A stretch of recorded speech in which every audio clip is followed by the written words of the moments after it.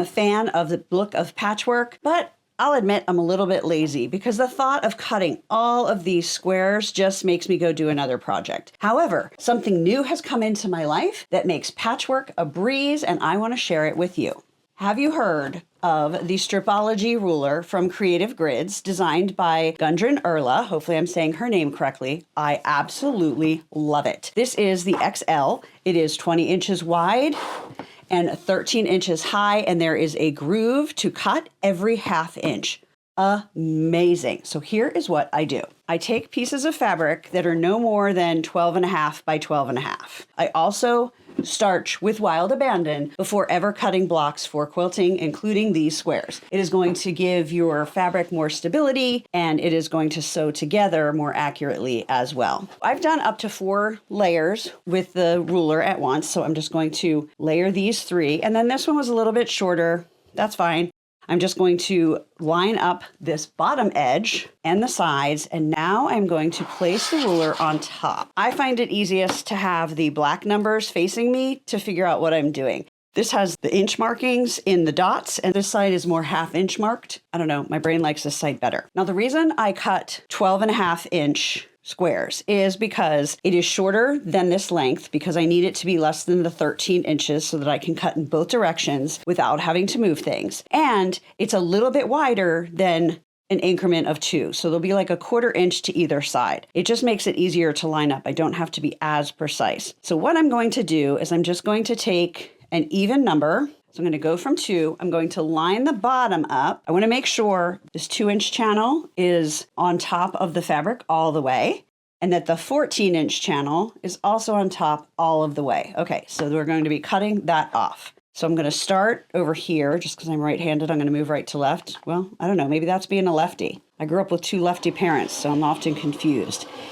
And that's how you do it. It's got this little teardrop here, and you just put your blade in there and you make sure you have it straight up and down. And I'm going to cut every 2 inches, which means every even number gets my blade. If you're going to do layers of fabric, just like with any cutting multiple layers, you want to use a sharp blade. Okay, so now I have that cut all in that direction. Now I'm going to turn my mat. I'm going to lift the ruler. Don't slide it. You do not want your fabric to move. Now I'm going to turn it sideways and barely see those cut marks, and that's what we want. Now I'm going to put it down, and I'm going to do the same thing. I'm going to make sure those 2-inch marks or even numbers are on the fabric. So we're at 16, at 4, because this one's a little bit smaller, we're going to have a little bit more waste there, but that is okay. And now I'm just going to cut on the even numbers again.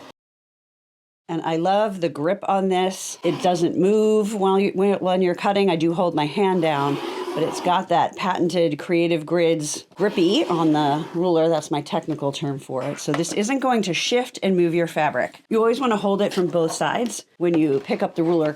And now, voila, we can just pull off the small pieces that are going to be trash. There's like a little strip all the way around. And if you're curious, this fabric is from my Let's Get Lost in the Woods collection from Riley Blake Designs. Not sure what patchworky fun I'm going to have with it yet, but these prints work really well in squares. There's not big icons, so nothing gets cut. You don't end up with like a bear with its head cut off. So look at that. We have 36 of these. It's 36, 36, and 30, and they're all perfect and precise. I absolutely love this tool. This is one of those things where, can you do it without it? Absolutely. You can go old school, you cut 2-inch strips, use a ruler, then you cut them into squares. That will absolutely work. And if you don't do a lot of patchwork, that's probably the best way to go. But if you like the look of patchwork and you want to do some projects like that, this might be an investment that you will want to make, or that you will want to ask Santa for, or for your birthday, or I don't know, put on your Amazon wish list. Sometimes the tools that save us time and let us get to the fun part of creating are worth every penny. And you can find a link in the description below this video if you want to check out the ruler on Amazon. So the big question that is left is, what am I going to do with all of these squares? I'm not quite sure yet. Let me know in the comments what you think you would do.